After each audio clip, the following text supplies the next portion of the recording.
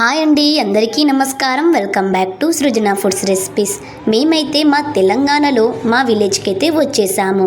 తెలంగాణలో వరంగల్కి దగ్గర ఉన్న రాయపర్తి ఊరే మా ఊరు. అక్కడ మేమందరం కలిసి, మా కుటుంబ సభ్యులందరం కలిసి ఉప్పలమ్మ దేవతనైతే చేసుకున్నాము. ఈ సెలబ్రేషన్ అయితే మాకు చాలా ఆనందంగా అనిపించింది. కుటుంబ సభ్యులు అందరం కలిసి చేసుకుంటే ఆ మజానే వేరు కదా. మరి మా ఇంట్లో ఈ ఉప్పలమ్మ దేవతని ఎలా చేసుకున్నాం, ఎటువంటి వంటకాలు వండామో ఫుల్ వీడియోనైతే చూసేద్దాం. వీడియోలోకి అయితే ఎంటర్ అయిపోదాం పదండి. ఇదే మా విలేజ్. మా ఇంటి ముందైతే చక్కగా ముగ్గు వేసి కలర్లు కూడా నింపేశాము. మొత్తం ముగ్గు వేసి ఆల్రెడీ కలర్ నింపేసరికి ఎండ కూడా పడింది. మా ఇంటి ముందు ఇలా జాజితో అలికి నా ముద్దతో మొత్తం అంతా డిజైన్గా చేసేసాము. ఇలా ప్రతి ఒక్కరి ఇంటి దగ్గర కూడా చేసుకుంటారండి. ఇదే మా ఇల్లు. మా ఇంటి ముందు తోరణాలు కూడా కట్టేశాము. పచ్చని మామిడాకులు కట్టడం వల్ల మంచి ఇంటికి ఎనర్జీ వస్తుంది అన్నమాట. దేవుని దగ్గర కూడా దీపాలు వెలిగించి అగరబత్తులతోటి మంచిగా పూజ చేసేసాం. మరి ఉప్పలమ్మ తల్లికి పూలమాల కూడా కట్టాలి కదా. దానికోసం అయితే గులాబ్ పూలు మరియు చక్రీ పూలు అయితే తీసుకొచ్చి మాల కట్టేశాము. అలా దేవత దగ్గర పెట్టడం కోసం ఫ్లవర్స్ అయితే స్లో మోషన్లో వీడియో ఎంత బాగా వచ్చిందో, చాలా చక్కగా వచ్చిందని వీడియో అయితే క్లిప్ తీసి పెట్టేశాను. ఆ తర్వాత మేమైతే గొర్రెపోతునైతే తీసుకొచ్చాము, యాటని. గుడి వద్ద పూలు పెట్టాలి కదా, మరిన్ని పూలైతే మా పిన్ని కడుతుంది. యాటని కూడా ఈ విధంగానే అలంకరిస్తారు. బొట్టు పెట్టి పూలు కూడా తనకి కట్టేస్తారు. దేవత కోసం అయితే పసుపు అన్నాన్ని అయితే పెడతారు, ఎల్లో రైస్. వేడివేడి అన్నాన్ని పెట్టి అలా ధూపం కూడా వేస్తారు. ఇదిగో ఈ విధంగా మా ఉప్పలమ్మ దేవత గుడినైతే అందంగా అలంకరించారు. యాటనైతే తీసుకొచ్చారు. ఖచ్చితంగా యాటని వణుకుతేనే, అంటే జడితిస్తేనే యాటని కొయ్యాలి, ఇకపోతే యాటని కొయ్యకూడదు. ఎందుకంటే ఇది మన తెలుగువారి ఆచారం. ఈ విధంగా యాటని తీసుకొచ్చి దేవత దగ్గరైతే పెడతారు. ఆ ఎల్లో రైస్ అనేది పసుపన్నాన్ని కూడా మేకకి తినిపించిన తర్వాత ఉప్పలమ్మ దేవత దగ్గర యాటని పెట్టి జడతీయమని దండం పెడతారు. ఇంటి కుటుంబ సభ్యులు మొత్తం దేవత దగ్గరైతే దండం పెడతారు. మా గుడిలోనైతే దీపం పెడతారు. అది వారం రోజుల పాటు ఆ దీపం అలానే ఉండాలి. దీపం అయితే కొండెక్కకుండా చూసుకోవాలి. అటు ఇటు చూస్తుంటే యాటనైతే పూర్తిగా జడతిచ్చింది. ఇలా యాట అయితే శరీరం మొత్తం జడతీయాలి. ఒక్క తలకాయ ఊపితే మాత్రం కోయకూడదు. ఇక యాట కొయ్యగానే వంట అయితే ప్రారంభించడానికి మా కుటుంబ సభ్యులు రెడీగా ఉన్నారు. ఇలా ఉప్పలమ్మ దేవతకి స్పెషల్గా ఒక వంటకం అయితే వండుతారు. స్టవ్ వెలిగించి ప్యాన్ పెట్టుకొని ఆయిల్ని అయితే తీసుకోవాలి. ఆయిల్ హీట్ ఎక్కిన తర్వాత ఆనియన్స్ అయితే వేసుకోవాలి. ఇదే లివర్ ఫ్రై కర్రీ అన్నట్టు, కలిద కూర అని కూడా అంటారు. ఆనియన్స్ అలా ఫ్రై అవుతూ ఉండగానే మధ్య మధ్యలో కలుపుతూ ఉండాలి, అడుగంటుకోకుండా. ఇందులోకి ఒక గంట అయితే అల్లం తీసుకోవాలి, అంటే మనకి కర్రీకి సరిపడంత అల్లం వేసుకున్న తర్వాత ఒకసారి అయితే కలుపుకోవాలి. ఇందులోకైతే చిటికెడు పసుపుని యాడ్ చేసుకోండి. నార్మల్గా అన్ని కర్రీస్కి అయితే ఆనియన్స్ వేసిన తర్వాత అల్లం పసుపు ఎలా వేసి కొద్దిసేపు ఫ్రై చేస్తామో ఆ విధంగా పెదబాపు వాళ్ళ బిడ్డ మా రజితక్క అయితే లివర్ ఫ్రై అయితే వండుతుంది. ఇలా ఆనియన్స్ చక్కగా వేగిన తర్వాత లివర్ని అయితే చిన్న చిన్న పీసెస్గా కట్ చేసుకొని ఇందులో యాడ్ చేసుకోవాలి.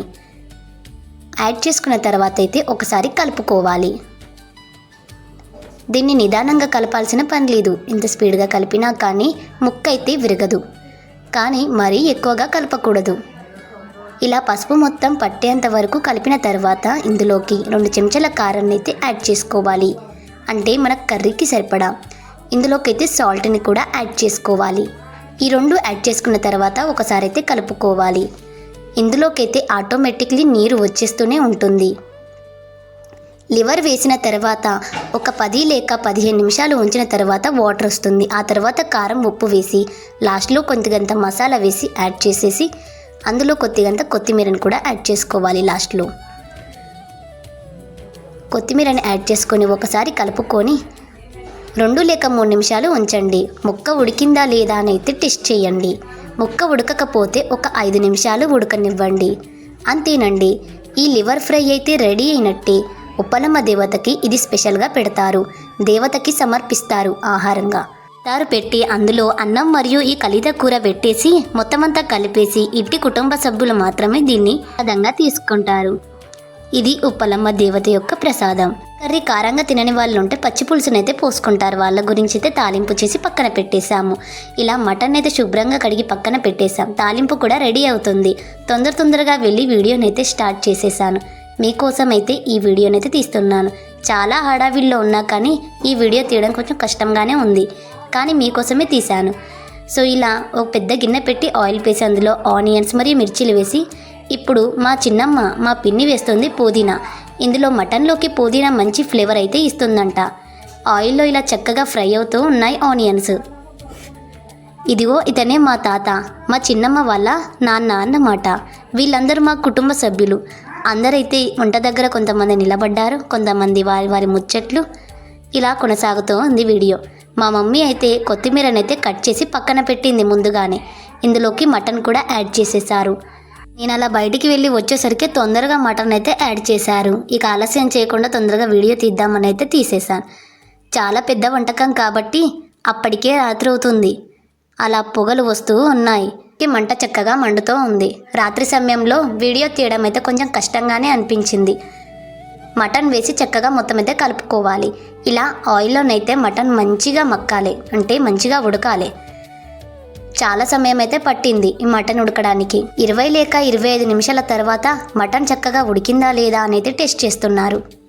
అసలు ఆయిల్లో ఫ్రై చేయడానికైతే 20 నిమిషాలు సరిపోతుంది. ఆయిల్లో ఫ్రై అయిన తర్వాత ఇందులోకైతే మనము దంచిపెట్టుకున్న అల్లం పేస్ట్ అయితే యాడ్ చేసుకోవాలి. ఈ పొగలకైతే అస్సలు వీడియో తీయడం రావట్లేదండి. చాలా వేడి కొడుతుంది అసలు వీడియో తీస్తుంటే. క్లీన్గా ఎప్పుడు వస్తుందా అని ఎదురు చూస్తూ ఉన్నాను. ఇందులోకైతే పసుపు కూడా యాడ్ చేసుకోవాలి. పసుపు యాడ్ చేసుకొని అయితే నెమ్మదిగానైతే ఇలా ఆయిల్లోనే ఫ్రై కానివ్వాలి. నీరైతే ఆటోమేటిక్ అదే వచ్చిందండి. ఇందులో వాటర్ని అయితే యాడ్ చేయలేదు. కారం వేసుకున్న తర్వాత వాటర్ని యాడ్ చేస్తారంట. ఇలా పసుపు వేసుకొని మొత్తం అంతా ఒకసారి అయితే కలుపుకోవాలి. అలా కొంత సమయం కాగానే 5 మినిట్స్ కాగానే ఇందులోకి కారం అయితే యాడ్ చేసుకున్నారు. చాలా నెమ్మదిగా దగ్గరగా పెట్టయితే వీడియో అయితే తీశానండి. మొత్తం అంతా కారం వేసుకున్న తర్వాత ఒకసారి కలుపుకోవాలి. కారంతో పాటు ఉప్పునైతే యాడ్ చేయరండి, మటన్ సరిగ్గా ఉడకదన్నట్టు. కొంత టైం తర్వాత ఉప్పునైతే యాడ్ చేసుకోవచ్చు. ఇందులోకైతే వాటర్ని ఇప్పుడైతే యాడ్ చేసేసారు. అది కూడా తగినన్ని వాటర్ని మాత్రమే యాడ్ చేశారు. ఎక్కువగా వేస్తే చాలా పులుసుగా అవుతుందని అర్థం. అలా వాటర్ని యాడ్ చేసుకొని మళ్ళీ ఒకసారి కలుపుకోవాలి. ఇలా కలుపుకొని మూత పెట్టేసి ఒక 10 లేక 15 నిమిషాలు అలా ఉడకనివ్వాలి. నెమ్మదిగానే ఉడకనివ్వాలి. మళ్ళీ ఉడకకపోతే 20 లేక 25 నిమిషాలు ఉడకనివ్వాలి. ఇందులోకి సాల్ట్ని అయితే యాడ్ చేసుకున్నారు. కొంత సమయం తర్వాత ఒక 5 నిమిషాల తర్వాత సాల్ట్ని అయితే యాడ్ చేసుకున్నారు.